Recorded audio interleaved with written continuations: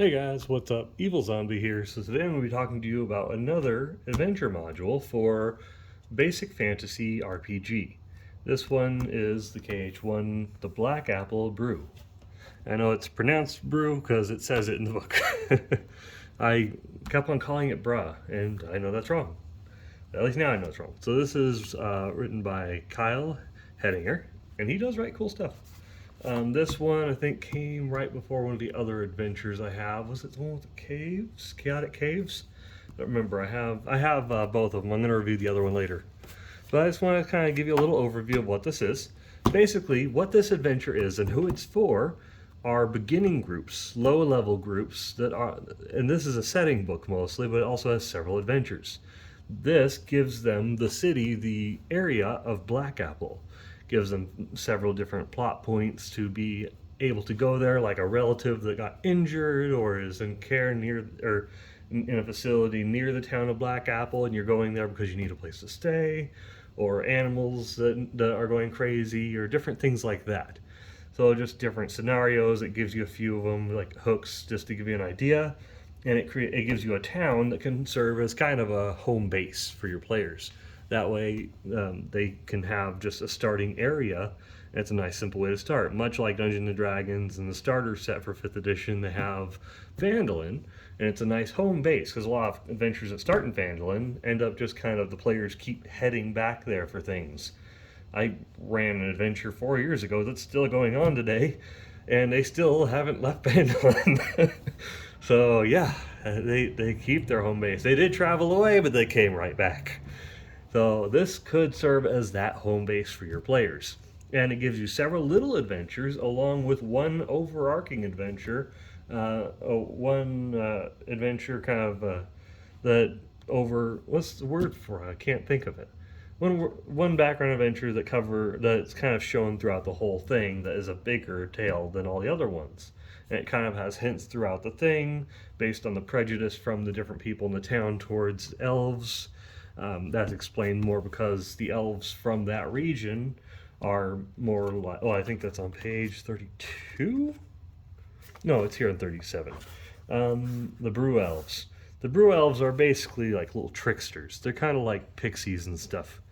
They are very much like in the movie Spiderwick Chronicles, where it even says here that if you have like, where does it say about the stone? Oh no, I can't remember. It's in here somewhere. It's like fairies, but basically, if you have a stone that has a circle that's naturally embedded in the stone, you have a hole that is naturally in the stone, then you can put it up to your eye and you can see these the brew elves that can become invisible at will. They can do, they have innate magical abilities. They're normally one level above like a 7th level caster. It says that they're like a level above that because they're particularly formidable. So it's casting spells as though they were one level higher than magic users of that class level. So a 7th level caster, they're more like an 8th level because they're supposed to be tougher than the regular caster, then at least from what I understand. Then it tells about pluses and minuses based on the race over here. And I'm excited to use these they say monsters. They're intelligent and all that, but they are inherently evil. And there's folklore about them, so they're more like fairies. They're troublesome. And they can become invisible whenever they want, which is also troublesome. And they can detect magic whenever they want. The one that they can't do all the time is once per day they can do confusion. Oh, that's the 7th level caster. But oh yeah, here it is. Unlike the brownie, the broken cannot cast attack spells while invisible. So they can't. That's another thing about them. They can't cast the attack spells while they're invisible, or they become visible. So that's handy. But basically, let me show you on here. And it does have some cool artwork here and there. Like, look at that. That looks gorgeous. And this is like my favorite piece of art of like any adventure so far, other than the main rulebook's cover. This is like one of my favorite pictures. This is gorgeous. Looks so good. I like art. I like the artwork. Here's where I mentioned the adventure hooks, the encounter difficulty. This is made to be tough. It's made to teach them a lesson. This is a learning book. More or less, this is a learning book. It says it even in here where it's meant to be uneven encounters. They expect your players fully to be dead if they go against a boss level monster. They're supposed to use their cunning, their wit, or just run away and try and hide from it. The encounter can be interesting because they might be trying to not get caught, rather than just run and guns blazing like in 5e. This is not 5e. A level 1 will die to everything. I recently just killed a player outright in one round from a skeleton. And yeah, no, that was bad. He had 4 HP because that is a thing that can happen in this. It's harsh, but it's interesting. It's a fun setting and it's cool. It has I'll show you the maps in a second. It has a nice history that even though it seems like a short section, it's very rich and it does really set the place for it. It gives you a good view, a visualization of it, and you have all the areas numbered so you can kind of tell where everything is. It's a big thing. Let me find it. Hold on, let me find the map. Because I love the map. Oh yeah, this is all about the village.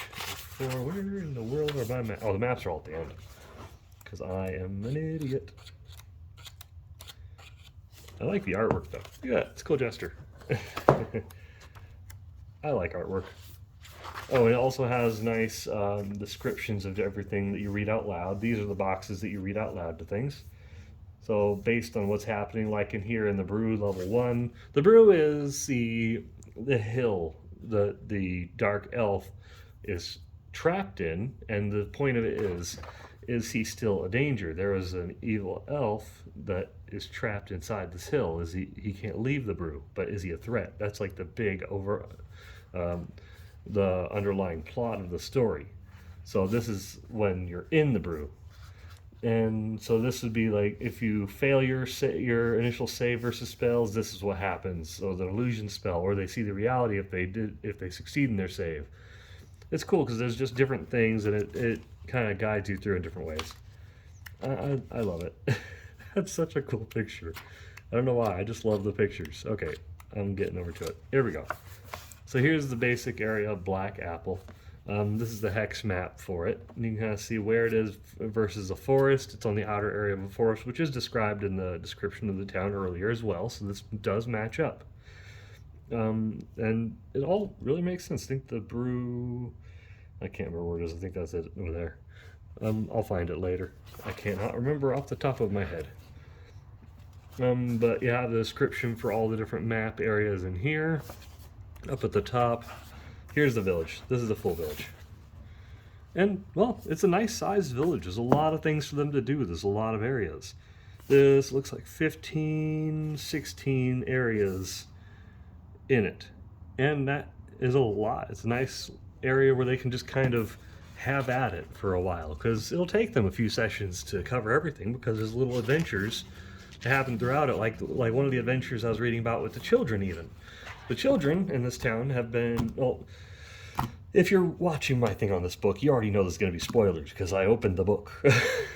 So spoilers. The children in this town are not the children from this town. They have been replaced. It's like body snatchers. The children are all being held captive, and you have to save them. But yeah, that's something that you find out later on. It's in the book. It's one of the parts of the stories. These are evil little children that are not really the children of this town, that are in this town. It's cool. There's a lot of different little stories, and they're all fun to play. I've been reading through them, and I'm really interested in running this. It doesn't seem like, I think this one cost me like $3.80 or something like that right now on Amazon. It's not a very long one, including the license. It's 44 pages. But it doesn't matter because it's well written, and I think this could take several sessions to go through and complete it. And that's hours and hours of gameplay for you right there, and it's a nice starting town that your players can set as a home base once they have saved this town. And they could take over his lair maybe. That would be interesting.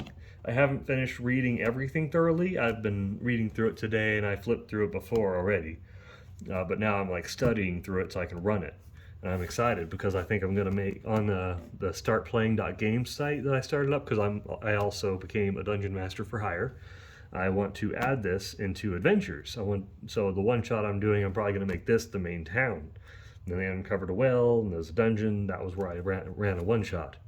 So I'm going to kind of incorporate this, and if they want to explore, then they'll be able to, because I'll be prepared. So I'm excited about that. I just wanted to share that with you guys and see what you think. I'll include a link in the description below if you want to buy the physical book. I have an Amazon affiliate link, or you can just go to basicfantasy.org, I think it was. I'll add a link in the description below because the story itself is actually free. You can download this legally for free, the PDF. So make sure you do that. That's why all the books say, don't buy this book. Well, not yet anyway. Oh yeah, it is basicfantasy.org. So always go there first, read it, see if you like it, if you want the physical book so it's easier to flip through, or just so you can have the book, because I like to have the books. Then go to Amazon and buy the book. It's fantastic, it's good quality, and I really love this. It's beautiful artwork. Anyways, guys, that's all I gotta tell you about it. All my links are in the description below. If you want to buy it, buy it. If you don't, then don't. Go read it yourself. Go read it for free. It's fun. The whole game is literally free. You can get the core book for free. I did a video on that before, and it's all well put together. It's like old school, basic and expert D&D. It's good. So I'll see you guys later. Before I start rambling on, I'll see you guys later. Have a good one. Bye.